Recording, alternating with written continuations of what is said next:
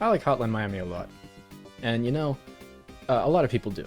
But what most people don't know is that this shit is held together with duct tape and rubber bands. I fell down a rabbit hole recently where I've been recommended random Hotline Miami glitch videos over and over, just like random 1-minute clips with no context, and it's pretty great actually. I really enjoy seeing those. And I noticed in the comments a lot of people aren't certain why a lot of things happen. And the source code for the game is available out there. People, I mean, the legality of it's questionable, but you can acquire it. So I just thought I would open it up and take a look at some interesting stuff.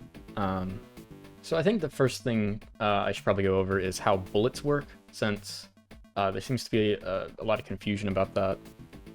Basically, it seems like you can randomly take a bullet sometimes, and that is what happens. You can randomly take one bullet sometimes based on this energy variable.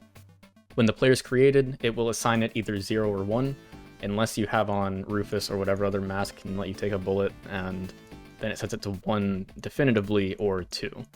And this variable gets checked as soon as you get hit with an enemy's bullet, as you can see here on line 12. So yeah, basically that's how taking a bullet works in this game, is that sometimes you have a random chance of just spawning with more health. I should say this is not a straight decompilation of the game. This is a port by Pio, which is fantastic. Go ahead and check it out if you want to mod the game. It's way better than working in Game Maker 7. So one of the main principles of programming is naming your variables well. You want to know at a glance what a variable does. And something that Jonathan did while he was programming this game is global.test. Global.test is used a lot in this code. To be exact, there are this many instances of global.test in the code. Oh shit, this is my favorite thing Jonathan does. Okay. Now, if you wanted to check that a condition was not something, you would do if global.test is not equal to something. Now, Jonathan is a visionary, and what he does instead is he checks if it's equal to that, and if so, he sets a variable called nothing equal to 1. And otherwise, he does whatever the fuck he actually wants to happen. This is also something he does a whole lot. Here's every instance of nothing equals 1 in this code. This is literally a bit of code that does nothing, and it's just, he just didn't want to do it the proper way, I guess. I have no idea. But that is in Hotline Miami. That is in it all over the place. Another important part of programming is encapsulation, and that means you want your objects to have a defined purpose, and they do that only. And the reason you do that is if you need to change their behavior, it's in that one object, of course.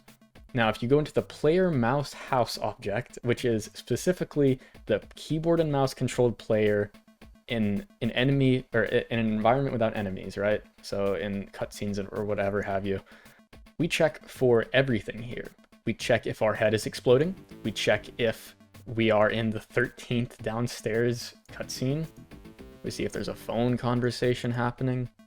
We see if the first boss is here. We see if the first boss is down. We see if the club owner's here. We see if the old man is here.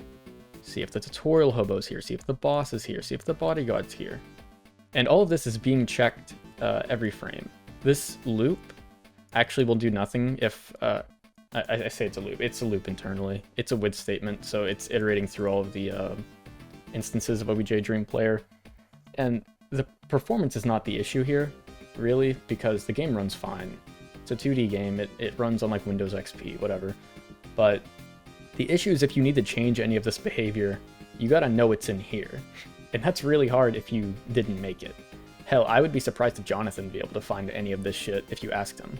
It just keeps going. Girlfriend, boss 2, phone, boss phone, OBJ train, picture, boss 4. Here's a combination of a couple of Jonathan's specialties. We have a very long chain of if-ors, if room equals store 1, or Pizza Hut 1, or video store 1, or bar 1, so on and so forth, all the way through the third instance of all of them, then nothing equals 1. But if it's not those, then here's the stuff we actually want to happen.